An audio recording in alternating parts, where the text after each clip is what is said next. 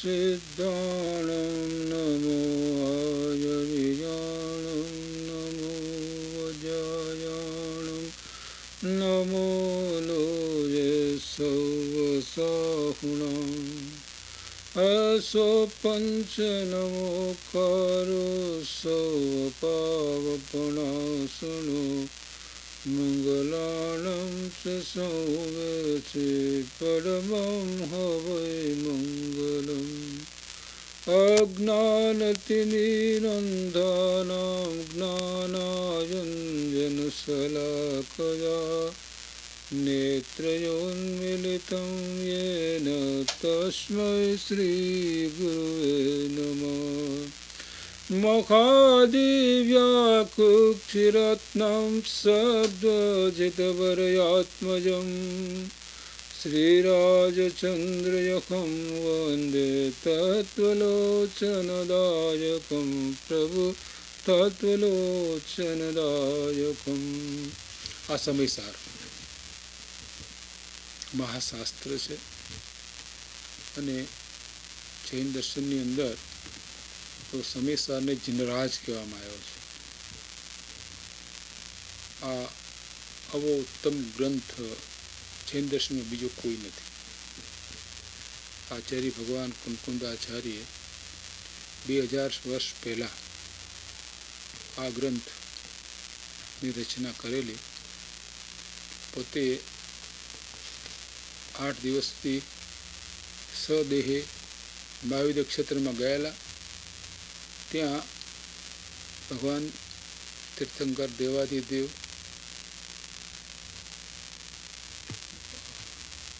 મહાવિદ્ય ક્ષેત્રમાં તો સિમંદર પ્રભુ બિરાજે જ છે. તો મહાવિદ્ય ક્ષેત્રમાં તો કાયમ ચોથો આરોધ હોય છે, એટલે ત્યાં તો તીર્થંકર હોય ને હોય જ. તો 2000 વર્ષ પહેલાં આ મહાન આચાર્ય બહુ વૃદ્ધિધારી આચાર્ય હતા.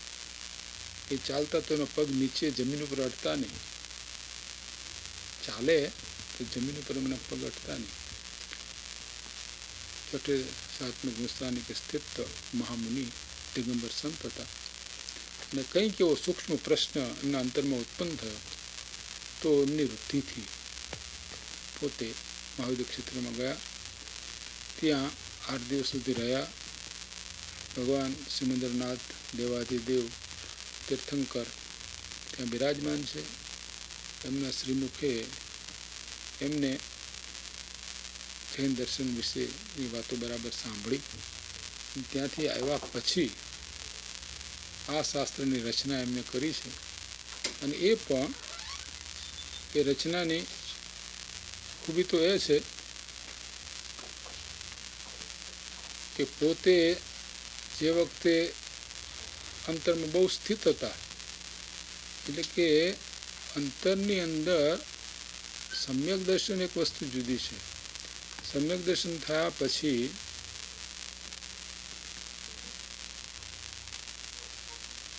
દરેકે દરેક જ્ઞાનીનો પુરુષાર્થ પોતાના સ્વરૂપમાં સ્થિર થવાનો હોય છે.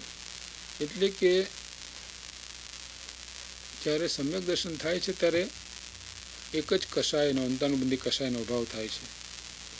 તે વખતે મુનુપણું હોતું નથી. ભાવલિંગ એટલે ખરેખર મુનિપણું તો છઠ્ઠે સાતમે ગુણસ્થાનકે જ આવે. એટલે કે 3 કષાયનો અભાવ થાય ત્યારે જૈન દર્શનની અંદર સાચા મુનિ કહેવાય. એની પહેલાં મુનિપણું લઈ શકે જીવ, વૈરાગ હોય તો લઈ શકે, ન લઈ શકે એનો કોઈ પ્રતિબંધ નહીં. પણ સાચું મુનિપણું ક્યારે કહેવાય તો કે છઠ્ઠે સાતમે ગુણસ્થાનકે જ્યારે આવે ને 3 કષાયનો અભાવ કરે અને બાહ્યની અંદર એ નગ્ન દિગંબર સંત હોય, પંચમહાવ્રત 5 સમિત 3 ગુપ્તી એમ 28 મૂળ ગુણ એમને પાલન હોય. એક જ વખત એમનો આહાર હોય, દિવસમાં એક જ વખત એ પાણી પીએ. બીજી વખત કોઈ દિવસ દિગંબર મુનિ પાણી પીતા નથી. અરે એ તો પોતાના આત્માની અંદર એટલા બધા સ્થિત હોય છે ને એટલો બધો એમને આનંદ હોય છે કે કોઈ વખતે તો કેટલા ઉપવાસ થાય એની કોઈ સંખ્યા ગણવામાં આવતી નથી. 10 દિવસે થઈ જાય, 15 દિવસે થઈ જાય, મહિનાના થઈ જાય, અને 6 મહિનાના પણ મુનિઓની અપવાસ થઈ જાય.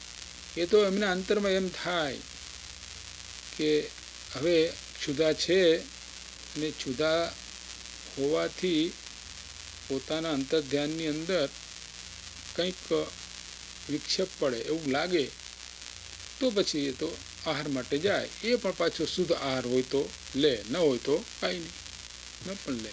તો આવા અંતરમાં લીન મુનિઓ એ સાચા મુનિ છે. અંતરમાં લીન મુનિ, હવે એની કોઈ કલ્પના થઈ શકે એમ નથી. કેમ કે એક એવી અવસ્થા છે કે જો કોઈ એમ કે ચોથે ગુણસ્થાને કે પહોંચે, અગર તો અંતર્મુખ જે થાય, જેને કંઈક આત્માનો અનુભવ થાય, એ કંઈક એ મુનિની દશાની કલ્પના કરી શકે. બાકી અજ્ઞાની જીવને તો મુનિ કોણ એની કલ્પના થઈ શકે નહીં. કેમ કે બાહ્ય આચાર માત્ર મુનિપણું નથી. ખાયાની વિસ્તારી માયા સ્વરૂપે સમાયા એવા નિર્ગ્રંથનો પંથ ભવ અંતનો ઉપાય છે. એ તો પોતાના સ્વરૂપમાં લીન છે. કેટલા લીન છે કે 24 કલાકની અંદર 8 કલાક સુધી તો નિરુકલ્પ ધ્યાનમાં હોય છે, અને ફક્ત 16 કલાક બાહ્ય હોય. ત્યારે ચતુર્થ ગુણસ્થાને કે સ્થિત જે જ્ઞાની હોય એ 1 સેકન્ડ માટે અંતરમાં જવાને માટે કોઈને તો 2 મહિનાએ થાય, ને કોઈને 6 મહિનાએ થાય, અને કોઈને 12 મહિનાએ થાય, અને કોઈના મહિનામાં 2-5 વખત પણ આવે. તો આ મહામુનિને તો હજારો વખત એક દિવસની અંદર આવજા પોતે કરે. તો એ મુનિપણું તો બહુ મોંઘું છે, કોઈ સામાન્ય ચીજ નથી. અત્યારે તો પંચમકાળની અંદર મુનિ એવા જોવા મળતા નથી.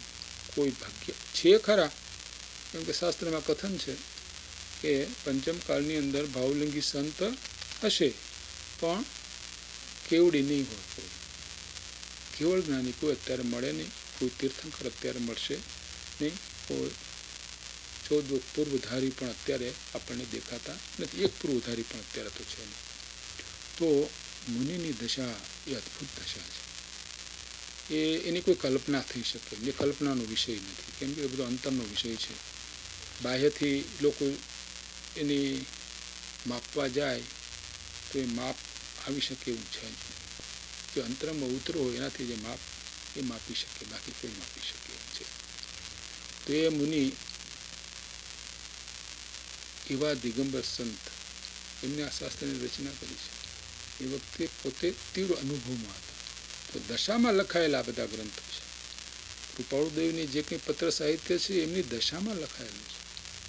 તો દશાવાનનું જે સાહિત્ય હોય એ પ્રકાર જ આખો બહુ જુદો હોય છે. અને જો પોતે ખરેખર પાત્ર જીવ હોય તો આવું સાહિત્યને સ્પર્શ કર્યા વિના રહે નહીં. પાત્ર જીવ હોય એને કેમ કે એની અંદર એનું અતિશય એટલે જે અંતરંગ શુદ્ધિ છે એ શુદ્ધિનો આભાસ એની સાથે છે. એની સાથે કેમ કે જ્ઞાનીને કંઈ કર્તવ્ય રહેતું નથી કે હું કોઈને વ્યાખ્યાન આપું, અગર હું કોઈને સમજાવું કે આ એવા કાંઈ ભાવ હોતા નથી. આવે મનમાં એવો ભાવ, સમજાવવાનો ભાવ આવી જાય, પણ છતાં એ ભાવના પણ એ દ્રષ્ટા હોય છે. એ ભાવમાં પણ એમને પ્રીતિ હોતી નથી. સહજ એનો ઉદય હોય એ પ્રમાણે એ બધી ક્રિયાઓ થાય છે. તો અંતરંગ જેટલી દશા હોય એ પ્રમાણમાં સામા માણસને અસર કરે. સામા માણસ પાત્ર હોય તો અંતરંગ શુદ્ધિ જેટલી છે એટલે સંતની પરીક્ષામાં એમ કહ્યું છે કે જેના સાનિધ્યથી આપણે શાંતિ થાય એ સંત છે. સંતના સાનિધ્ય માત્રથી આપણને શાંતિ થાય. અને સંતના સાનિધ્યથી એની કેમ કે અહિંસક થઈ ગયા. શું સંત છે એ સાચા અહિંસક છે, એટલે છકાઈની રક્ષક છે ને. છકાઈની હિંસાનો કોઈ આરંભ એ કરતા હોતા નથી. એટલે એમના સાનિધ્યની અંદર, આવા મામુની સાનિધ્યની અંદર, અરે કદાચ બકરોનો વાઘ બે બાજુમાં બેઠા હોય તો વાઘ છે બકરા ઉપર હુમલો કરે નહીં, ન કરે. આ એમનો અતિશય છે, આટલો એમનો પ્રભાવ હોય છે. આ અહિંસાનો પ્રભાવ છે. આપણામાં જ જૈન દર્શનમાં જે વાત કહેવામાં આવી છે એવું નથી. પતંજલિએ પણ, યોગેશ્વર પતંજલિએ પણ એમના યોગસૂત્રની આ વાત એમને કહી છે અહિંસા પ્રતિષ્ઠાયામ તન સાન્નિધો વેર ત્યાગ. જ્યાં અહિંસાની અંતરમાં પ્રતિષ્ઠા, આ તો અંતર અહિંસાની વાત છે, બાહ્યની નહીં. અંતર અહિંસાની પ્રતિષ્ઠા થઈ તો બાહ્યમાં પણ વેર, જે પ્રાણીઓ પોતાનો વેર છોડી દે. ભગવાનના સમસ્તની અંદર નોળીઓ અને નાગ બાજુમાં બેઠા હોય પણ નોળીઓ નાગને ઉપર હુમલો કરે નહીં. તો પરસ્પર વિરોધી, ઉંદર અને બિલાડી બાજુમાં બેઠા હોય પણ બિલાડી ઉંદર ઉપર હુમલો કરે નહીં. એટલો ભગવાનનો જે અતિશય છે, અતિશય એટલે કે પ્રભાવ છે, કે એના સાનિધ્ય માત્રથી એનું વાતાવરણ આખું પલટી જાય છે અને જીવો પર એવી અસર થઈ જાય છે.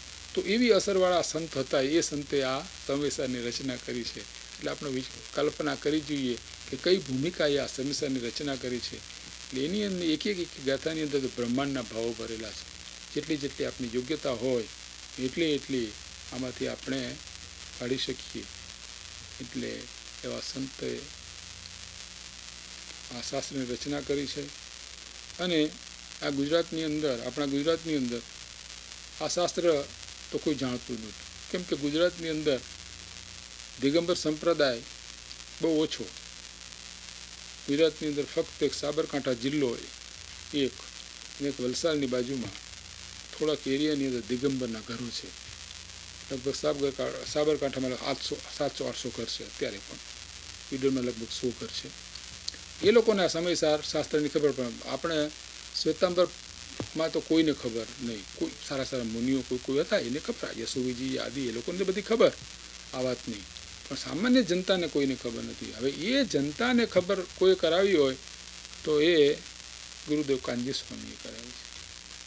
કૃપાળુદેવને અગર કોઈએ ગુજરાતમાં ઓળખાવ્યા હોય, સૌરાષ્ટ્રમાં તો કૃપાળુદેવનો જન્મ તો સૌરાષ્ટ્રમાં થયેલો, પણ કોઈ સૌરાષ્ટ્રમાં કોઈને જાણતું નહોતું.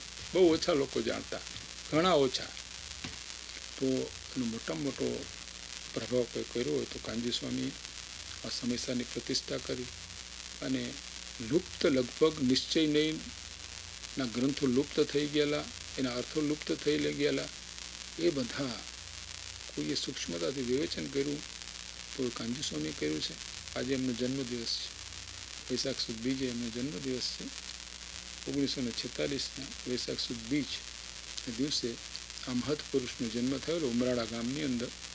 11 વર્ષની ઉંમર સુધી એ ઉમરાળા રહેલા. ત્યાં એમને અભ્યાસ કરેલો. અભ્યાસ તો ગુજરાતી શાળા હતી અને પણ બહુ બુદ્ધિશાળી હતા. કેમ કે પૂર્વનું લઈને આવેલા. એ ગયા ભવની અંદર તો રાજા હતા, રાજાના કુમાર હતા. અને એમને 2 પત્ની હતી અને એક પત્ની સમ્યક દ્રષ્ટિ હતી. એ પોતે પણ ખૂબ આગળ વધેલા. તો એ સંસ્કાર લઈને પોતે અહીંયા આવેલા. ત્યાર પછી તો 13મે વર્ષે તો એમની દુકાન હતી પાલેજ છે, વડોદરા પાસે આવી. તો દુકાને પોતે બેસતા, પણ કોઈ પણ ગ્રાહકને એમને કોઈ દાડો ખોટો ભાવ કીધો નથી. એ તો એ વખતે 13 વર્ષની ઉંમરે અને પછી 15 વર્ષની ઉંમરે તો એ તો ભગત તરીકે જ ત્યાં એમના બધા ભગત, એના કુટુંબના બધા ભગત જ કહેતા, કાનજી સ્વામીને ભગત જ કહેતા. અને ત્યાં પણ એમની પોતા કંઈ ને કંઈ વાંચન આદિ એમનું ચાલતું, કંઈ ને કંઈ બીજા દર્શનવાળા આવે, આપણા સાધુઓ આવે, એનો પરિચય કરતા. અને એમ કરતાં 24 વર્ષની ઉંમરે એમના ભાઈ, મોટા ભાઈ હતા ખુશાલભાઈ કરીને, એમને કહી દીધું ભાઈ મારે પૈણું કર્યું, તમે કાંઈ મારે માટે એ બાબત કરશો જ નહીં, મારે પૈણું છે જ નહીં ને મારે દીક્ષા લેવી છે. એટલે પછી એમની 24 વર્ષની ઉંમરે દીક્ષા સ્થાનક વસ્તી સંપ્રદાયમાં લીધેલી. એમના ગુરુ હતા હીરાજી મહારાજ. તો હીરાજી મહારાજ એ સંપ્રદાય, બોટાદ સંપ્રદાયમાં એમને દીક્ષા લીધેલી. તો હીરાજી મહારાજ એ વખતની અંદર બહુ સારા સંત તરીકે ગણાતા. એમની ક્રિયા જુઓ તો બહુ સારી, ઊંચા પ્રકારની. આ બધાની એ વખતની સાધુઓની ક્રિયા હતા તો દ્રવ્યલિંગી સાધુ, સાચા સાધુ તો કંઈ વાત જ આખી બધી જુદી છે, પણ એમ બધી રીતે સ્વભાવ શાંત, આ તે બધું. અને એની અંદર કાનજી સ્વામીને પોતે બહુ પુરુષાર્થી જીવ હતા. તો 2 વર્ષ, લગભગ 4-5 વર્ષ મેં 27 વખત તો ભગવતી સૂત્ર વાંચેલું. ભગવતી સૂત્રની આ આપણે શ્વેતાંબરની અંદર 45 જે આગમ છે સ્થાનિક પાસે 32 માને એની અંદર ભગવતી સૂત્ર છે, મોટામાં મોટું છે, અને એની ઉપર શ્રીલિંગાચાર્યની મોટી ટીકા છે. તો એમને 27 વખત ભગવતી સૂત્ર વાંચ્યું. હવે તમે વિચાર કરો કે એનું વાંચન કેવું હશે ને એમને કેટલું વાંચ્યું છે બધા શાસ્ત્રો. તો એમને આ બધું કંઠસ્થ, લગભગ બધું કંઠસ્થ એમને થઈ ગયું. પણ એને મૂળ પૂર્વના સંસ્કાર હતા તે અંદરથી અર્થ એમને આમાંથી નીકળતા પોતે. પછી 1978ની અંદર એમના હાથમાં સમયસાર ગ્રંથ આવ્યો. એ વખતે સમયસાર ગ્રંથ પરમસુત પ્રભાગ મંડળ જે કૃપાળુદેવે 1956ની અંદર એમની સ્થાપના કરેલી, વઢવાણની અંદર કૃપાળુદેવે પરમસુત પ્રભાગ મંડળની સ્થાપના કરેલી. એ પરમસુત પ્રભાગ મંડળ એ બોમ્બેની અંદર પછી રેવાશંકરભાઈ એમના ભાગીદાર હતા, કાકા સસરા એમના થાય. અને એમને આ મંડળ ચલાવતા અને બીજા બધાએ જે કૃપાળુદેવને માનવાવાળા ખાસ હતા એ બધા આની અંદર હતા. અને એમને આ દિગંબર સાહિત્ય કૃપાળુદેવે એક લિસ્ટ આપેલું, સત્સુરતનું લિસ્ટ આપ્યું હતું. તેમાં 20 અને બીજા અન્ય એમ કરીને લખ્યું છે. એની અંદર બધા 17 તો દિગંબરના ગ્રંથો હતા, 3 જ ગ્રંથો શ્વેતાંબરના હતા. અને ત્યાંથી એ લોકોએ દિગંબર સાહિત્ય પ્રગટ કરવાનું ચાલુ કરેલું. એ વખતે 1970 કે 72માં એટલામાં એમને સમયસાર પ્રગટ કરેલું. તે વખતે હિન્દી ભાષામાં પ્રગટ, કેમ કે આપણી પાસે તે વખતે ગુજરાતી કરેલું કોઈ સમયસાર હતું નહીં. સમયસાર હિન્દી અને ઢુંઢારી ભાષાની અંદર, 2 ભાષાની અંદર આપણને મળતું. એના ટ્રાન્સલેશન, મૂળ તો ઓરિજિનલ તો અર્ધમાગધીમાં હતું, એની સંસ્કૃત છાયા દરેક શ્લોકની હતી. અને એની ઉપરથી જયચંદ પંડિત એ પ્રખર પંડિત હતા. એમને ઢુંઢારી ભાષાની અંદર સમયસારનો સંક્ષેપ સાર લખેલો.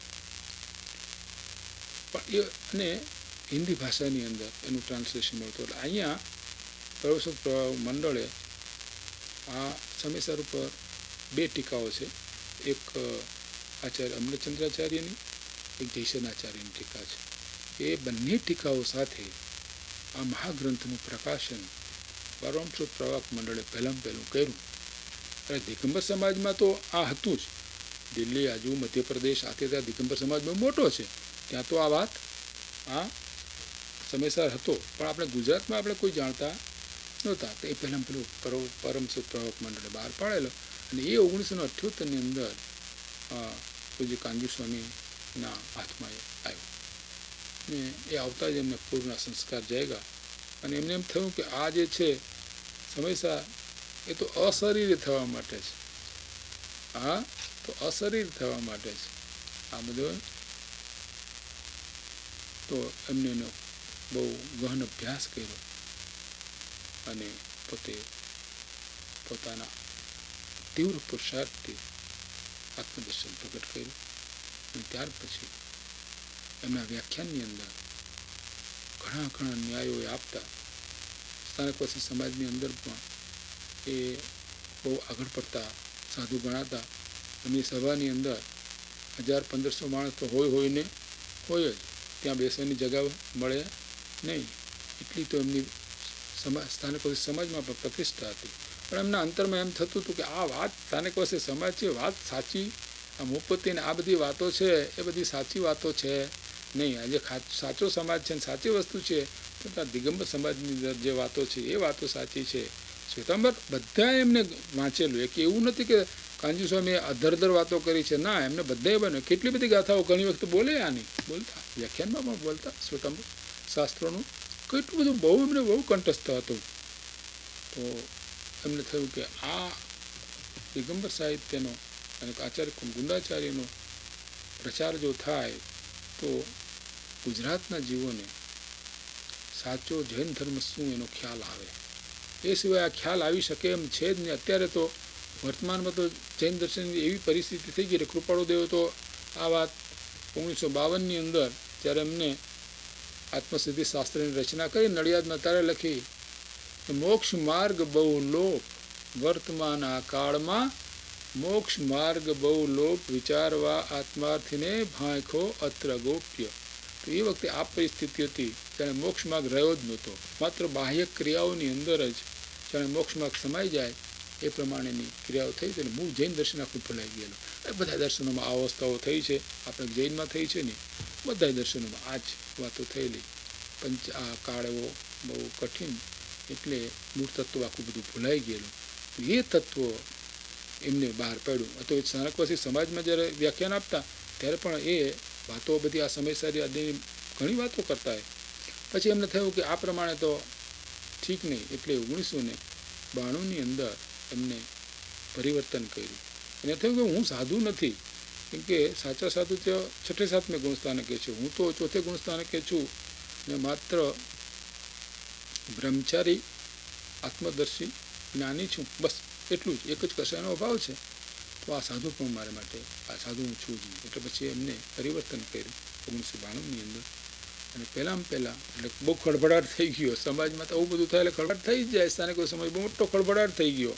કેટલાય સમજાવવામાં આવ્યા, બધા ગયા. એ તો આવીને સોનગઢમાં બેસી ગયા. સોનગઢની અંદર એક મકાન હતું, સ્ટાર ઓફ ઇન્ડિયાનું નામ છે, સ્ટાર ઓફ ઇન્ડિયા એ વખતે. તો નાનકડું મકાન, તો એની અંદર રહેતા. ને એની સાથે જીવણજી મહારાજને બીજા મહારાજ, એ 2-3 એ હતા, અને બીજા 2-4-5 શ્રાવકો આવે. પછી ધીરે ધીરે આમનો તો બહુ પ્રભાવ બહુ હતો. પછી ધીરે ધીરે બધું વધ્યું. ને ત્યાર પછી ત્યાં મંદિર થયું ને સભા મંડપે થયો ને લોકો પાછા આવતા થયા. અને આ પ્રમાણે એમને ત્યાર પછી સોનગઢમાં જ એમને રહેવાનું ચાલુ કર્યું. સોનગઢની અંદર એમનું તો કામ બહુ નિયમિત હતું ને. સવાર સાંજ 2 વખતે 1 કલાક પ્રવચન આપે, રાત્રે 1.25 કલાક ચર્ચા સભા એમની રહેતી, અને 1.25 કલાક સુધી બપોરે ભક્તિ રહેતી. આ એમનો કાર્યક્રમ બધા માટે. ને પોતે તો આખો દિવસ ધ્યાન અને વાંચન એની અંદર એમનો મોટો ભાગનો વખત જતો. અને આખા ગુજરાતને એમ કહીએ તો એમને જાગૃત કર્યું. એટલું જ નહીં, પણ જે દિગંબરો હતા એ દિગંબરોની અંદર આ વાતો ભૂલાઈ ગયેલી. તો જે દિગંબર સમાજ, આખો દિગંબર સમાજ, એમાંથી લગભગ 50% 40-50% માણસો આમને માનતા થયા કે ભાઈ આ માણસ કહે છે એ વાત સાચી છે, દિગંબરમાં આ વાત કહેવામાં આવી છે. એટલે એને બહુ મોટો પ્રભાવ કર્યો. અને ત્યાંથી પછી તો ધીરે ધીરે રામજીભાઈ આવ્યા. રામજીભાઈ એટલે બહુ કુશળ હતા. રામજીભાઈ વકીલ હતા પોતે, અને એમને પોતે આખી સંસ્થાનું સંચાલન લીધું. ત્યાર પછી આ પુસ્તક ત્યાંથી બહાર પડવા માંડ્યા. એક પછી એટલે પહેલું આ 1997ની અંદર સમયસર ગુજરાતીની અંદર સોનગઢમાંથી બહાર પાડવામાં આવ્યું. સોનગઢમાંથી 1997માં પહેલું સમયસર બહાર પાડવામાં આવેલું. ત્યાર પછી તેની આવૃત્તિઓ થતી જ ગઈ. અને ત્યાંથી લગભગ કાનજી સ્વામી બસ સોનગઢથી ઓછામાં ઓછા લગભગ 15 લાખ ઉપર પુસ્તકો ત્યાં છપાયા. એટલો સમાજની અંદર એની લેવાવાળા એટલી અસર થઈ કે માત્ર આપણે સ્થાનકવાસી સમાજમાંથી, મૂર્તિપૂજક સમાજમાંથી એને માનવાવાળા થયા. એ ઉપરાંત મૂળ દિગંબરો હતા જે, એ મૂળ દિગંબરોમાં પણ એમને ઘણા માનવાવાળા થયા. એટલે એમને એક બહુ મોટી ક્રાંતિ કરી. અને જૈન દર્શન જે પ્રાણ, એટલે જે મુખ્ય વાત હતી ધર્મની, જે બાકી એ બધી ભૂલાઈ ગયેલી, એ આખી વાત એમને એક ગુજરાતની અંદર મોટામાં મોટો આ વખતનો કોઈનો ઉપકાર હોય તો એક હતો કૃપાળુદેવનો. પણ કૃપાળુદેવની વાત એમ હતી કે પોતે ગ્રસ્ત હતા, એટલે બાહ્યમાં તો ક્યાંય આ પ્રમાણે પ્રચાર કરી શકે નહીં, કેમ કે એ તો જૈન દર્શનની વિરુદ્ધ જાય. કેમ કે તમે ત્યાગ કર્યો નહીં, ત્યાગ આમાં વાત તો બધી ત્યાગની આવે. એટલે એમને કોઈ દિવસ આ પ્રચાર જેમ કાનજી સ્વામી એવો કર્યો નહીં. પણ તેમ છતાં એમને થોડા એમને માનવાવાળા જે હતા એની આગળ આ બધી વાતો કરીને આ બધું પત્ર સાહિત્ય આપણી પાસે છે. તો એ પત્ર સાહિત્યની અંદર જૈન દર્શનની વાતો બધી નાનામાં નાનાથી ગહનમાં ગહન વાતો સુધી શ્રીમદ રાજચંદ્રે કરી છે. અને શ્રીમદ રાજચંદ્રે પણ ગુજરાત ઉપર બહુ મોટો ઉપકાર કરેલો. અત્યારે તો ઠીક ઠેકાણે એમના આશ્રમો થયેલા છે. પણ કૃપાળુદેવને અગર સમજવું હોય, ખરેખર સમજવા હોય, તો આપણે કાનજી સ્વામી સમજવા પડશે. કાનજી સ્વામી જે કહે છે, સોનગઢમાં જે કંઈ સાહિત્ય છે આપણે વાંચવું જોઈએ. પછી જો આપણે કાનજી સ્વામી એ જે કંઈ ત્યાંથી પાકો અભ્યાસ કર્યા પછી જો કૃપાળુદેવના પત્રો વાંચીએ તો એનો યથાર્થ અર્થ છે આપણે સમજાય. કેમ કે એમને તો કેમ કે એ પણ દશાવાન જીવ હતા. એક અપેક્ષા તો એમ જ કહી શકાય કે કાંજુ સ્વામી જે દશામાં હતા એના કરતાં શ્રીમદ રાજચંદ્રની દશા ઘણી આગળ હતી. તો એ દશાની અંદર આ બધા પત્રો લખાયેલા છે એટલે એ દરેકે દરેક પત્રની અંદર બહુ ગંભીર ભાવો ભરેલા છે. તો કાંજુ સ્વામીનો બહુ મોટો સમાજ ઉપર બહુ મોટો ઉપકાર છે. લોકો તો સત્યનો તો વિરોધ કરનારાની હંમેશા સંખ્યા વધારે હોય એટલે એમનો વિરોધ કરવાવાળાની સંખ્યા ઘણી છે, પણ એ તો સતનો તો ભગવાન મહાવીરનો વિરોધ થયેલો. એટલે સત અને અસત તો અનાદિકાળથી ચાલ્યા જ આવે છે. કેમ કે પ્રકાશ અને અંધકાર એ તો હોય જ. બે પરસ્પર વિરોધી વાતો તો જગતમાં હોવાની. તો જ્યાં સત્યને પરીક્ષા કરવાવાળા, સત્યને માનવાવાળા જીવની હંમેશા સંખ્યા જગતમાં ઓછી જ રહેવાની. ચોથા કાળમાં પણ આ જ પરિસ્થિતિ હતી. ચોથા કાળની અંદર હમણાંનો કાળ કરતાં સારો. કેમ? તે વખતે તીર્થંકરની હાજરી હોય અને જ્યાં જે તીર્થંકરની હાજરી હોય ત્યાં હંમેશા આરાધક જીવોની સંખ્યા પણ હોય જ. પણ વિરાધક જીવોની સંખ્યા હંમેશા આરાધક કરતાં અસંખ્યાત ગણી જ હોય જ. તો નિયમ જ છે. તો આજે વૈશાખ સુદ બીજને દિવસે આ મહાત્પુરુષ એ 93 વર્ષની ઉંમરે એમનો દેહોત્સર્ગ થયો અને બોમ્બેની અંદર મુંબઈમાં એમનો દેહોત્સર્ગ થયો. પણ એમને પ્રવચનોની લગભગ 8000 ટેપ છે. અત્યારે 8000 પ્રવચનો એમના ટેપ થયેલા છે. અને દરેકે દરેક જે શાસ્ત્ર છે, મુખ્ય તો સમયસાર, પ્રવચનસાર, નિયમસાર, મોક્ષમાર્ગ પ્રકાશક, અષ્ટપાહુ, પરમાત્મા પ્રકાશ આદિ જે ગ્રંથો છે એ ગ્રંથો ઉપર, યોગસાર આદિ ગ્રંથો ઉપર એમને પ્રવચનો આપેલા છે. એ દરેક પ્રવચનો ઉપર તે પ્રવચનો મને લગભગ 8000 અત્યારે છે. અને સોનગઢની અંદર અત્યારે 2 વખત એ ટેપ પ્રવચનો મૂકવામાં આવે છે.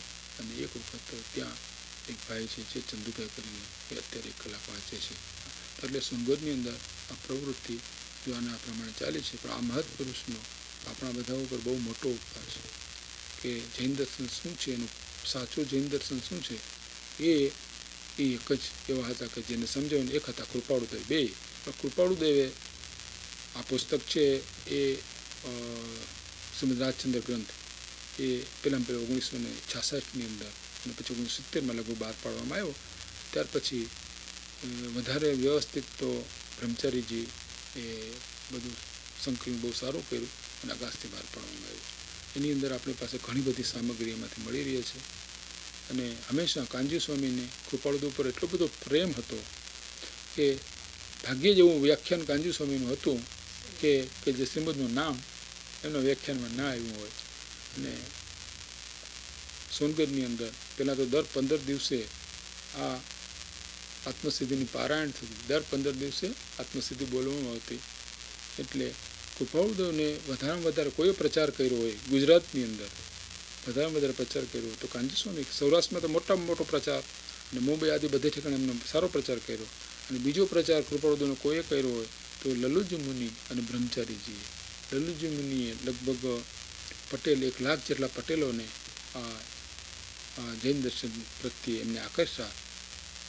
તો અત્યારે લગભગ એમની સંખ્યા ખેડાની આજુબાજુ, સુરતની આજુબાજુ આટલી મોટી સંખ્યા છે. તો આજે તો કાંજી સ્વામીનો જન્મદિવસ છે. અને આ સાહિત્ય એમને જે કંઈ બહાર પાડ્યું છે એ સાહિત્ય તો રહેવાનું જ છે. અને એને બહુ મોટો ઉપકાર કર્યો છે. તો આ સમયસાર ઉપરનો બહુ પ્રેમ હતો. એક વખત તો સોનગઢમાં સમયસાર સવારે 1 કલાક હોય ને હોય, સાંજે પછી કે સવારે હોય કે સાંજે હોય, બાકી બીજા બધા પુસ્તકો ફરતા જાય. પણ સમયસાર કોઈ દિવસ ન હોય એવું બનતું નથી. અને સમયસારની 415 ગાથાના લગભગ દરેક વખતે એમને 600-650 પ્રવચનો થયેલા છે. તો આજે હવે આપણે સમયસારની વાત કરીએ તો અહીંયા 86 ગાથા સુધી આપણે આ વાત પૂરી કરી છે. આ કર્તા કર્મ અધિકાર છે. કર્તા કર્મ અધિકાર એ સંવિધાનનો એક ખાસ અધિકાર છે. કેમ કે મોટા મોટા અઘરામાં અઘરો છે અને એને સમજવાને માટે બહુ આપણે મહેનત કરવી પડે. ચપાટાબંધ આ અધિકાર સમજાઈ જાય. આ કોઈ વાર્તા નથી. એક હતો રાજા ને એક હતી રાણીને, રાણી રિહાણીને રાજા મનાવા ગયો ને, એવી કોઈ આ વાર્તા કે કથા નથી. આ તો ભાવ કરેલા છે, બ્રહ્માંડના ભાવ કરેલા છે. તો શાંતિથી વારંવાર આપણે આ વિચાર કરવો પડે. કેમ કે જૈન દર્શનની અંદર અપેક્ષિત કથનો બહુ આવે. એક વાત અનેક અપેક્ષાએ કહેવામાં આવે. તો અહીંયા કર્તા કર્મ અધિકારની અંદર બે વાતો પૂરી થઈ. એ વાત તો એક પૂરી થઈ, પહેલી તો શરૂઆતની, કે જે આત્મા શું કરી શકે, શુદ્ધાત્મા શું કરી શકે. એટલે કે જ્ઞાની પોતે શું કરે. જ્ઞાની કોનો કરતા છે? કે જેને આત્મદર્શન થયું છે એવા જે જ્ઞાની. એટલે જ્ઞાની એટલે શુદ્ધાત્મા. તો આત્મા શું કરી શકે? તો એની પહેલી વાત કરી કે ભાઈ જ્ઞાની કેમ ઓળખાય.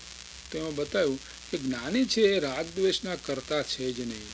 જ્ઞાની રાગદ્વેષને પોતાથી ભિન્ન દ્રષ્ટાભાવે જુએ છે અને પોતાના સ્વભાવ ભાવના કરતા છે. એટલે કે જ્ઞાની તો પોતે પોતાના સ્વરૂપનું વેદન કરે છે, એટલે કે અનુભવ કરે છે, પોતાના સુખનો અનુભવ કરે છે અને પોતાના સ્વરૂપ જે છે એ હું તો આ એક શુદ્ધ બુદ્ધ આનંદરૂપ ચૈતન્ય મારું સ્વરૂપ છે, બીજું કંઈ મારું નથી, એવો નિર્ણય સદાય જ્ઞાનીના અંતરમાં હોય છે. એટલે આ જે નિર્ણય છે એને આધારે જ એમની બધી પ્રવૃત્તિ હોય છે. નિર્ણય કહો કે શ્રદ્ધા કહો, એને તો એમની શ્રદ્ધા યથાર્થ જ્ઞાનની થતાં તો એક અપેક્ષા કહી કે જ્ઞાની શું કરે છે કે જ્ઞાની જે છે એ માત્ર પોતાના સ્વભાવ ભાવનો, એટલે પોતાના જ્ઞાન દર્શન ચારિત્ર સુખ આદિની શુદ્ધ પર્યાયનો કરતા છે, પણ રાગાદી ભાવનો જ્ઞાની કરતા છે નહીં. રાગાદી ભાવનો કરતા નથી, ત્યાર પછી દ્રવ્ય કર્મનો કરતા નથી, અને શરીરની કોઈ પણ ક્રિયાનો આત્મા કરતા નથી. પેલું બતાવ્યું, પહેલામાં પહેલું આ કઈ અપેક્ષાએ બતાવ્યું? શુદ્ધાત્માની અપેક્ષાએ. કે ભાઈ જ્ઞાની શું કરે. હવે અજ્ઞાની શું કરે? ત્યાર પછી એક બીજો વાત આવી કે ભાઈ અજ્ઞાની શું કરે. એટલે કે જેને આત્મજ્ઞાન નથી થયું એ આત્મજ્ઞાન નથી થયું એ રાગાદી કરે. કેમ કે રાગાદી ભાવ છે એ આત્માની પર્યાયની અંદર થાય છે.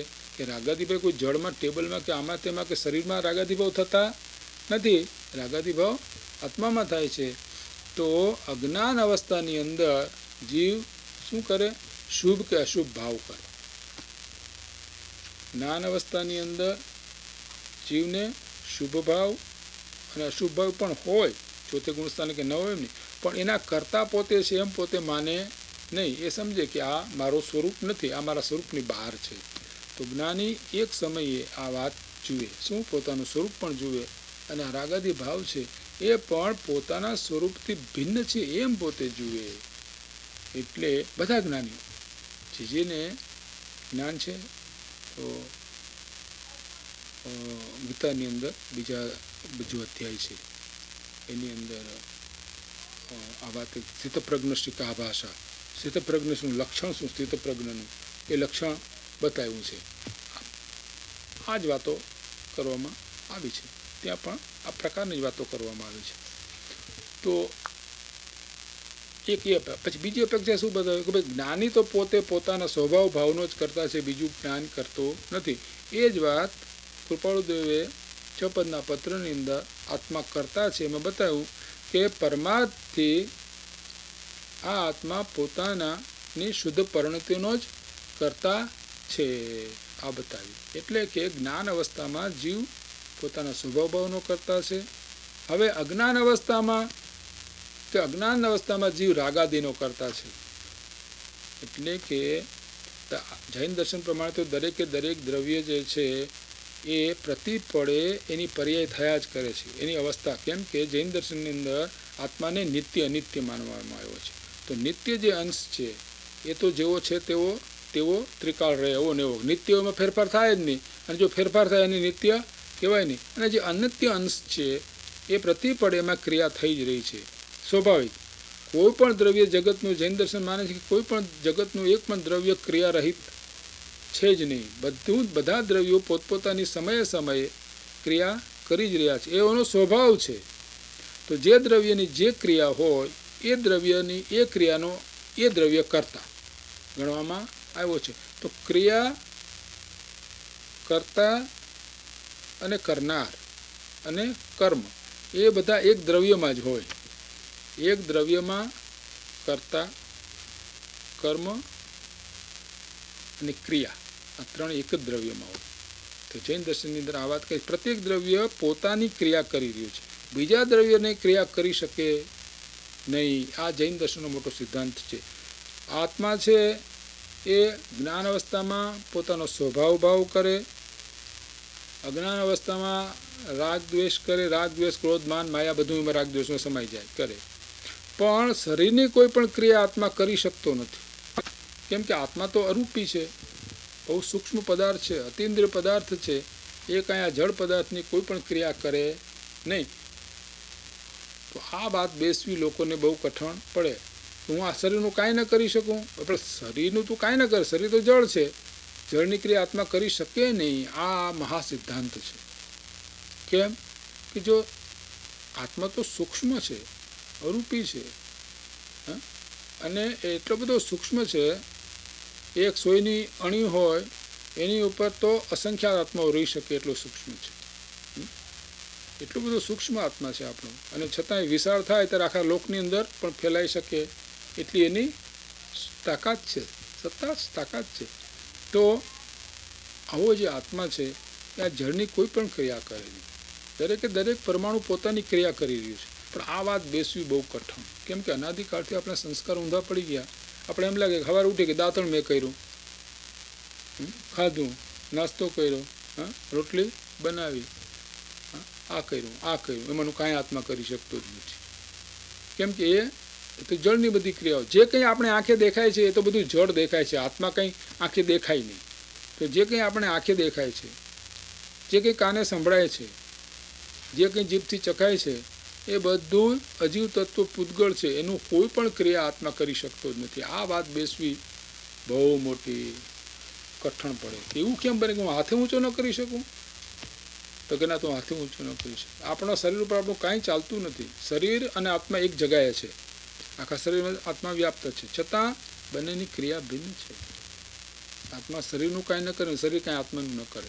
આત્મા રાગ કરે કે હાથ ઊંચો થાય એવો એટલો, પણ એ રાગ કરે માટે હાથ ઊંચો થાય એવું છે નહીં. થવું હોય તો થાય, ન થવું તો ન થાય, કેમ કે બંને દ્રવ્ય. પણ આ વાત બેસવી બહુ મુશ્કેલ, કેમ કે કોઈ દિવસ સાંભળી નહીં, કોઈ દિવસ વિચાર કર્યો નહીં, અને હું કરું ચાલ્યા જ કર્યું. અનાદિકાળથી આજીવે જ કામ કર્યું છે.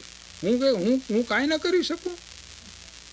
હવે તું કાંઈ ન કરી શકે. આ તો શરીરને બે સાથે છે, એટલે બેયની ક્રિયા સાથે રહે છે.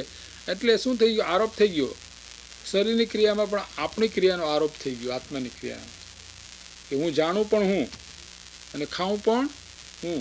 જાણવાનું કામ આત્મા કરે, બરાબર છે, કેમ કે જ્ઞાન એનામાં છે. રાગ દ્વેષ કરે આત્મા, એ તો કરે. સુખ દુઃખ ભોગવે એ તો આત્મા કરે. પણ શરીરની કોઈ પણ ક્રિયા કરે એવું આત્મામાં કોઈ કંઈ છે જ નહીં. એવી કોઈ, કેમ કે દ્રવ્ય આખું ભિન્ન છે. તો આ વાત બેસવી બહુ મુશ્કેલ. તો અહીંયા વાત કરી કે હું બહુ 86 ગાથાની પછી આ ભાવાર્થના બધા શ્લોકો આપેલા છે અહીંયા અમૃતચંદ્રાચાર્યે, કે મૂળ તો આખા જૈન દર્શનમાં કહ્યું છે કે 2 પ્રકારના મૂળ દ્રવ્ય છે, એક જીવ ને અજીવ. અજીવ દ્રવ્યના 5 પ્રકાર છે. તો આ જીવ દ્રવ્ય અજીવનું કાંઈ ન કરી શકે ને અજીવ દ્રવ્ય જીવનું કાંઈ ન કરી શકે. આ અનાદિસિદ્ધ મર્યાદા છે. આપણે આપણા શરીર ઉપર કાંઈ કરી શકીએ નહીં. આપણે આશ્ચર્ય લાગે કામ કેમ કે છે, પણ આપણે આપણા શરીર પર તો આપણે કોઈ ઘરડું થવા ઈચ્છે છે? કોઈ ઈચ્છે છે કે મારા વાળ ધોળા થાય? કોઈ ઈચ્છે છે કે હું માંદો પડું? કોઈ ઈચ્છે છે કે મને તાવ આવે? આપણે ઈચ્છતા નથી, પણ થયા વિના રહેતું નથી. કોઈ ઈચ્છે છે કે અમારો દેહ પડી જાય અને એનું છૂટી જાય, એવું કોઈ ઈચ્છે છે? નથી ઈચ્છતું. કોઈ ઘટપણ ઈચ્છે છે? ઈચ્છતું નથી. કોઈ એમ થાય કે હું બહુ કાળો રહું, કાળાને ધોળું થવું. કોઈ ઈચ્છતું નથી કે આવા થઈ ઊંચું જાડા હોય ને પતલું થયું પાતળા હોય ને જાડા થવાનું મન થાય. હા પછી બેનો વધારે હોય તો ડાયટિંગ ચાલે જ જાય. ડાયટિંગનું બહુ ચાલે, બધે ઠેકાણા ચાલે જ છે. પણ એ ડાયટિંગ આ તો વસ્તુ શું આપણું કંઈ ચાલતું નથી. ખરેખર તો વાત એક જ છે. એ બે ડાયટિંગ કરે જુઓ બરાબર, એ 2 મહિના પાછા હતા એવા ને એવા. કંઈ લાંબો ફેર કોઈનો પડ્યો, ભાગ્યે જ કોઈક એવું હશે પડ્યો હશે. આપણું શરીર પર કંઈ ચાલતું જ નથી. આપણે જુઓ, આપણે એમ કહી દઈએ હમણાં ખાઈ લીધું હોય ને પછી હમણાં પેટને કહી દઈએ કે તને હું ઓર્ડર આપું છું કે તું એ ખોરાકને પચાવીશ નહીં, તો બને? એ તો એની મેળે ક્રિયા ચાલુ ને ચાલુ રહીએ. આપણે સૂતા હોય ત્યારે આ બધું કામકાજ ચાલુ ને ચાલુ રહીએ. આપણે ઈચ્છીએ કે નહીં ઈચ્છીએ, ખાઈને હોઈ ગયા તો સવારે બધું પેટ કમ્પ્લીટ ખાલી લાવો બીજું. આપણે એમ કંઈક ના હવે તો પચવાનું નથી, તો મને કાંઈ એક ક્રિયા આપણે બંધ કરી શકીએ એમ બધી. એક પણ ક્રિયા આપણા હાથમાં નથી. છતાં અનાદિકાળથી એવો અભ્યાસ થઈ ગયો છે, હું બધાનું કરી દઉં. છોકરાને મોટા કરું, છોકરાને ભણાવું, છોકરાને બધું કરી દઉં. આમ કરું ને આમ કરું, આખો દિવસ કરુંમાં શું થાય કે ઈચ્છા કરવાની કરે અને એ પ્રમાણે ન બને એટલે દુઃખી થાય. કરવાની જ્યાં ઈચ્છા કરી એટલે દુઃખની શરૂઆત કરી. જે માણસે કંઈ પણ કરવાની ઈચ્છા કરી એને દરેક ઈચ્છા છે એ દુઃખ જ માટે જ હોય છે. તો આ આપણે એમ લાગે શું ઈચ્છા જ ન કરી, પણ ઈચ્છાનો અર્થ શું? તું દુઃખી હોય તો ઈચ્છા કરે, સુખી હોય તો ઈચ્છા કરે? ઈચ્છાનો અર્થ શું? કે તું દુઃખી છો માટે ઈચ્છા કરે છે. સુખી હું કરે ઈચ્છા કરે? તું સુખી નથી માટે ઈચ્છા થાય છે. જે ઈચ્છા થાય છે એ માત્ર દુઃખ માટે જ છે. અને જે લોકો ઈચ્છા નથી કરતા એ સુખી થયા છે. જ્ઞાનીનો કોઈ ઈચ્છા રહી નથી. કેમ કે સમજી ગયા કે આપણા આત્મા સિવાય આપણું કંઈ બીજું કંઈ કરી શકીએ એવી પરિસ્થિતિ છે નહીં. થેર ગાથા છે બૌદ્ધની, તમે લખ્યું છે યહ કામયતી સ દુઃખમ કામયતી. જે કામના કરે છે માત્ર દુઃખની જ કામના હોય છે. તું કામના કરે છે એનો અર્થ છે કે તું દુઃખી છો. દુઃખીને કામના શું કરે? ઈચ્છા કરે હું આ બેઠા અહીંયા સુખી હોઉં, મારે ઉઠવું શું કરે? અહીંથી ઉઠવું જોઈએ, મારે ઉઠવું શું જોઈએ? ના છે ને, બેઠો છે ને ઉઠવું છે, ઊભો છે ને બેહવું છે, અને પેલો જે બેઠો છે ને સૂવું છે, ને સૂવું છે ને ઉઠવું છે. એને સૂતાય સુખ નથી, બેઠાય સુખ નથી, ઊભા એને સુખ નથી, ચાલતાય સુખ નથી, એને ક્યાંય સુખ નથી. સિનેમામાં બહુ મજા આવી તો ભાઈ જોયા કર 24 કલાક. હું મજા આવી, તને મજા આવી તો તને કોણ કહે તું ઊભો થાય? 2 કલાક નહીં થાય તો એના ઈચ્છા બીજી ઈચ્છા થઈ. એનો અર્થ કે સિનેમામાં સુખ હોત તો હું કરે છોડત. એનો અર્થ છે કે કલ્પિત આપણે સુખ કલ્પના કરી એટલે એક પછી આપણે બદલતા જઈએ. તો અહીંયા વાત કરવામાં આવે છે કે આત્મા પોતાના જ પરિણામને કરતો પ્રતિભાસો. આત્મા પોતાના પરિણામને જ કરે, અન્યના પૂતગળના પરિણામનો કરતો ન પ્રતિભાસો. આત્માની અને પૂતગળની બંનેની ક્રિયા એક આત્મા કરે છે એમ માનનારા મિથ્યા દ્રષ્ટિ છે, જુઠ્ઠા છે. આ ત્યાં સુધી આ માન્યતા ન જાય ત્યાં સુધી સમ્યક દર્શન થતું નથી. કેમ કે વસ્તુ સ્વરૂપ જેમ છે તેમ માને એનું નામ સમ્યક દર્શન. ભગવાનના જ્ઞાનમાં જેવું વસ્તુનું સ્વરૂપ દેખાણું, આત્માનું સ્વરૂપ જેવું દેખાણું અને આ પ્રકૃતિનું સ્વરૂપ જેવું દેખાણું, એવું જેવું સ્વરૂપ છે એવું જેવું છે તેવું માને એને આત્મદર્શન થાય. બીજાને આત્મદર્શન થતું નથી. તો અહીંયા કહે છે કે આવું માનનારા એક દ્રવ્યની બીજા દ્રવ્યની ક્રિયા પોતે કરે એવું માનનારા મિથ્યા દ્રષ્ટિ છે. અને એ માન્યતા ન જાય ત્યાં સુધી સમ્યક દર્શન થતું નથી. તો એ વાત કરી છે કે જળ ચેતનની એક ક્રિયા હોય તો સર્વ દ્રવ્યો પલટી જવાથી સર્વનો લોપ થઈ જાય એ મોટો દોષ ઉપજે. 2 દ્રવ્યો મળીને એક ક્રિયા કરે તો શું થાય? જે ગુણ જેમાં હોય એ એની ક્રિયા ગુણ પ્રમાણે ક્રિયા થાય. આ લાકડાનું ટેબલ છે, એની ઉપર ઘાસ તેલ છાંટીએ અને હળગાવીએ તો ભડકો થાય ને હળગે, કેમ કે એની અંદર છુપી અગ્નિ અત્યારે છે તો વ્યક્ત થાય. આવા થાંભલાની ઘાસલેટ નાખીને છાંટીએ તો હળગે નહીં, કેમ કે એના છુપી અગ્નિ છે નહીં. તો અંદર તો ગુણ હોય તો એ પ્રમાણે બને. તો આત્માના ગુણ જળમાં નથી અને જળના ગુણ આત્મામાં નથી. તો જળની ક્રિયા આત્મા કરે ને આત્માની ક્રિયા જળ કરે એવું બની શકે ને, એ ગુણ જ નથી. હવે જળ છે, આ જ્ઞાન કરે, આ ટેબલ કોઈ જ્ઞાન કરે? આત્મા તો જ્ઞાન કરે. જ્યાં જ્યાં આત્મા, તો આત્માનું લક્ષણ શું હોય? જ્ઞાન. જ્યાં જ્યાં જ્ઞાન ત્યાં ત્યાં આત્મા. તો જ્ઞાનનું કામ આત્મા. સુખી દુઃખી, આ ટેબલ સુખી દુઃખી થાય તો આત્મા પોતે સુખી દુઃખી થાય. તો જે ગુણો પોતામાં હોય એ જ ક્રિયા થઈ. તો અહીંયા કહે છે કે બે દ્રવ્ય જીવ, આ તો જળ અને ચેતન. મૂળ તો ભૂલ ક્યાં થઈ ગઈ છે કે આપણે આપણી ક્રિયાનું ધ્યાન શું કરી શકીએ એ બધું ભૂલાઈ ગયું, અને જે આપણી ક્રિયા નહોતી એ જ આપણે કરીએ એમ માન્યતામાં ચડી ગયા, અને એવા ચડી ગયા કે એ કંઈ આપણું માને નહીં. જળની ક્રિયા જેમ થવી એમ થાય, આપણે કંઈ એ પ્રમાણે કંઈ જગતમાં બને, આપણે કંઈ એવું બધું જગતમાં બને નહીં. ને આપણી ઈચ્છા કેવી હોય છે કે હું કહું એમ થવું જોઈએ. બધાને એવું ગમે ને પૂછ્યું કે તારે શું છે કે હું કહું એમ થવું જોઈએ. પેલો કે હું કહું એમ, પણ તો એનો અર્થ શું થયો? કોઈ કેમ થાય જ નહીં એવો અર્થ થયો ને એનો. બધાએ પોતપોતાની ઈચ્છા પ્રમાણે બધી જગતમાં ક્રિયાઓ થાય માને, તો એનો અર્થ શું થયો? કે કોઈની ઈચ્છા પ્રમાણે જગતમાં કંઈ થતું જ નથી. બધાની ઈચ્છા જુદી જુદી હોય, ઈચ્છા જુદી જુદી હોય. ધારો એક ઈચ્છા હોય તો પણ એ ઈચ્છા એવું કેમ? એટલે બધાએ કરોડપતિ થવું, તો પછી કોણ ભિખારી રહેશે? બનવાનું જ નથી. આપણે ઈચ્છે એવું બનવાનું, અને ઈચ્છે એવું નથી બનતું એટલે શું થાય છે કે આપણે દુઃખી થઈએ. ઈચ્છે એવું બને તો આપણે સુખી, પણ એક ઈચ્છાથી આપણે સુખી થઈએ. આપણે ધારો કે આપણે ઈચ્છું એ પ્રમાણે મળ્યું, જો બીજી ઈચ્છા ઉત્પન્ન ન થાય તો આપણે સુખી થઈએ. પણ તો એક ઈચ્છા, ઘરે મોટર આવી નથી તો કે આ મર્સિડીઝ ક્યારે આવે? આ તો ટોયોટો ઠીક નહીં ગઈ. હા, તો એક ઈચ્છા પૂરી ન થાય તો બીજી, તો કે આ મોટર પૂરી થાય કે આપણે બે જોઈએ મોટર, પછી એક આવી કે બે જોઈએ, પછી કે ઘર આ નાનું પડે, આ મોટું પડે. એટલે ઈચ્છાનો અંત. કેમ?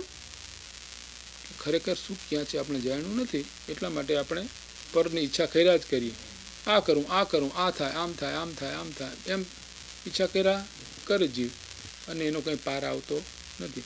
તો અહીં તો એ મૂળ વાત કરવી છે કે આ જો સિદ્ધાંત સમજીએ તો જગતમાં જે કંઈ થાય એને કંઈક ભાઈ તો એમ જ થાય, એમાં કંઈ આગું પાછું હું કરી દઉં એવું મારામાં કોઈ શક્તિ નથી. તો આ બધી વાતનો સાર કહી દીધો. શું કહ્યું કૃપાળુદેવે કે એક સળીના બે ટુકડા કરવાની સત્તા અમે ધરાવતા નથી. અને બીજે ઠેકાણા સામાન્ય વાત સમજાવવા કે ભગવાનની ઈચ્છા વિના એક પાંદડું પણ હાલે નહીં. આ વાત સમજાવી છે. ભગવાનની ઈચ્છા વિના એક પાંદડું પણ ચાલી શકે એમ છે નહીં. હા, અને આપણે તો તેવા બધા સરસ પ્રસંગો બનાવ્યા છે. અર્જુન લડવા ગયો ત્યારે એના જેવો કોઈ બાણાવાળી નહીં, એના જેવો કોઈ સુરવીર નહીં. હવે એ અર્જુન કાબાના હાથે લૂંટાઈ ગયો. એ જ અર્જુન કાબાના હાથે લૂંટાઈ ગયો. એટલે કંઈ એ તો એ વખતે એ ક્રિયા પ્રમાણે હાથે થવાની હતી, એટલું. એ તો નિમિત્ત માત્ર હતો. તો પણ એ નિમિત્ત માત્ર હતો એવું માનવ પોતે કરતા હતો એવું માની લે છે. એ મોટી ભૂલ થાય છે. તો આ વાત એક જ છે કે એક જો આપણે આવો નિર્ણય કરીએ તો જગતમાં આમ થવું જોઈએ ને આમ ન થવું જોઈએ ને આમ થવું જોઈએ ને આમ ન થવું જોઈએ, એ બધી વાતો હું આને સુખી કરું, આને હું દુઃખી કરું, આને હું બતાવી દઉં એ શું સમજે છે, અને આ બધી વાતો ઓછી થતી જાય દિવસે દિવસે. કેમ કે આપણી ઈચ્છા પ્રમાણે જગતમાં થાય એવું છે જ નહીં, શક્ય જ નથી. કોઈ ઉપર આપણો કંટ્રોલ છે જ નહીં. કેવી રીતે થાય? કે ઘરની અંદર 6 માણસમાં 4 અભિપ્રાય હોય કે શેની દાળ કરવી છે, બધા જુદી જુદી. એ ઘરની અંદર અભિપ્રાયો જુદા જુદા હોય તો બધાના અભિપ્રાયો કથી મળવાના જ છે. હા, અને પાછી દાળ જેટલી બનાવે, એક 20,000 વખત દાળ બનાવી હોય તો માની લ્યો તો 21મી એના પછીની દાળ હોય તો બગડે. લ્યો કે પણ તને નથી આવડતી કે ના, એ તો થવાની હોય એવી તો થાય. તો એ કોઈ પણ ક્રિયા આપણા હાથમાં છે જ નહીં. આ વાત બેસે તો આ જય શ્રી કે ઘડી બરાબર નથી. હવે કઢી તો થાવી જ થાય ને, કે તારા આપણે હાથની વાત છે. એને કેટલી વખત કઢી બનાવી તો કે આજ બરાબર કઢી થઈ નહીં થઈ. પણ એની જે પર્યાય થવાની એ થાય, ક્યાં થાય, બીજી થાય ક્યાંથી? કેમ કે એની અરે આપણે કાંઈ એની ઉપર એની જે પર્યાય થવાનું છે એ પ્રમાણે થાય જગત. પણ આ વાત બેસવી બહુ મુશ્કેલ. અનાદિકાળના સંસ્કાર બધા આપણે ઊંધા થઈ ગયા છે. તો આ વાતો બેસે નહીં, અને ન બેસે ત્યાં સુધી દુઃખ મટે પણ નહીં. ને બેસે તો શું થાય? તો ભાઈ જે જગતમાં થવાનું છે એ થશે. કુદરતમાં કાંઈ આખું આપણે આવું પાછું કરી દઈએ એવી કોઈ સત્તા આત્મામાં છે જ નહીં. એની કોઈ સત્તા નથી. આ વાત આપણને બેસે તો આખું તો મટી જાય. આ તો આખી દુનિયાની ચિંતા. આપણે તો આખી દુનિયાને બેઠા બેઠા હોય તો રીગને આમ કરવું જોઈએ, ઇન્દિરાજીએ આમ કરવું જોઈએ, પલાળે આમ કરવું જોઈએ, અને આમ કરવું જોઈએ. બસ એ કોઈ આપણું માને કરે, પૂછવાય નથી આવતા, ને કોઈ પાછું માને પડે નહીં. પાછી વાત તો એમ કરીએ કે એ ખોટું કર્યું એને, અને આમ ન કરવું જોઈએ. પછી એમાં ને એમાં બધો ટાઈમ આકુર થયા કરે. આમ કરવું જોઈએ, આમ ન કરવું જોઈએ, આમ છે ને તેમ છે. એમાં ને એમાં જેમાં આપણે કાંઈ કરી શકીએ નહીં. એટલે આ ભીત હોય એક આવી નહીં. આ તો બધી લાકડાની આપણે ત્યાં સારી હોય પથ્થરની. આપણે ઈચ્છા કરી કે આ પથ્થરની ભીત મારું માથું પછાડી એ ઉપરને મારે તોડવી છે, એટલે કે તારું માથું તૂટશે, ભીત તો નહીં તૂટે. બોલ તારે શું કહેવું? તો આપણે બધા એવી જ ક્રિયા કે જે આપણે કરી શકતા નથી એ જ કરવાની આ જેવી મૂર્ખાઈ અનંતકાળથી કરી છે. અનાદિકાળથી જે પોતે કરી શકતો નથી એ કરવાની જ એને ઈચ્છા કરી છે. આ કરી કેવી ઈચ્છા કરી? મારો આ દેહ જવો ન જોઈએ. આપણે ઈચ્છા કરીએ કેવી ઈચ્છા કરીએ? મારો આ દેહ જવો ન જોઈએ, મારું કુટુંબ જેમ છે તેમ રહેવું જોઈએ. કોઈનું રહ્યું નથી ને તારું રહે નહીં. બોલ તારે શું કહેવું? પૈસા મારે આમને આમ રહેવા જોઈએ કે તારે અહીં રહી જાય પૈસા, તું ઉપર જતો રહીશ. ત્યાં કંઈ ચેક બે કંઈનો કામ આવે એવું પણ પાછું છે નહીં. એનો ચેક બીજો ત્યાં કામ આવતું જ નથી. જો આવતો હોય તો કોઈ અહીં રહેવા દે નહીં. હોય એ છોકરો તો મોટો થઈ જાય કે એ તો કમાઈ લે, સારો છે, એમ બુદ્ધિવાળો છે, એમ કરીને શું કહે અમારે ઘટપણમાં કામ આવે એમ કરીને ઉપર લઈ જાય બધું. બાકી અહીં કાંઈ રહેવા દે નહીં. તો થોડા ઘણું પછી રહેવા દઈએ. વળી કોઈ ખારો હોય તો, નહીં તો એમ કે એને શું જરૂર છે, સારો છે, એમ તો હોશિયાર છે, તો કમાઈ લે. તો અમારું કાંઈ આપણે જે નથી કરી શકીએ એ જ આપણે કરવાની ઈચ્છા કરીએ છીએ. દેહને જ રાખવાની ઈચ્છા કરીએ. દેહ કોઈનું રહ્યું નથી ને રહેવાનું નથી. આ રોજની જોઈને પણ એ જ કામ આપણે કરીએ. બધાય કામો આવા જ આપણે કરીએ છીએ. બધાય કામો કે જે આપણે ન કરી શકીએ એ કામો જ આપણે કરવાનો પ્રયત્ન કરીએ છીએ. એ કાંઈ થાય નહીં. હા, આપણી ઈચ્છા પ્રમાણે કાંઈ શરીરમાં કાંઈ રોગ મારે આવવો જોઈએ નહીં. શરીરમાં કંઈ પણ મારે રોગ આવવો ન જોઈએ એવું મને બતાવો તો. શરીર કે જે શરીરમાં રોગ ના હોય એવું એક શરીર તો બતાવો. આપણે મિલિયોનિયરને ત્યાં રોગ નહીં આવતો હોય. કાંઈ મિલિયોનિયર થઈ ગયા છે ઘણા, તો મિલિયોનિયર છે તેને રોગ નહીં આવતો હોય. આપણે રોગ આવવો ન જોઈએ, મને દુઃખ થવું ન જોઈએ, મારી મોટર બગડવી ન જોઈએ, મારી મોટર ન બગડવી જોઈએ. પણ આખા ફિનિક્સમાં જઈને પૂછીએ કોઈની મોટર ન બગડી, એકાદ તો કેસ લાય મને બતાય તો કરો કે એની મોટર ન બગડી હોય. એમ મોટર છે નહીં બગડે એવું બનવાનું જ નથી, શક્ય નથી. તો આપણે મોટર બગડે પછી અપસેટ. અહીં અપસેટ બહુ થાય લોકો, અહીં અપસેટ બહુ થઈ જાય જરા વાતમાં અપસેટ. કે એર કન્ડિશન બંધ, આપણે બંધ થાય જ. આપણે એર કન્ડિશન બંધ નહીં થાય તો કોણ બંધ થાય? એને કાળે બંધ થવાનું જ. તો આપણે જેની ઉપર આપણું કાંઈ ન ચાલે એની ઉપર જ આપણે ચલાવવા માગીએ છીએ. પણ એ કંઈ બની શકે એમ નથી ને આપણું દુઃખ કંઈ જાય એમ છે નહીં.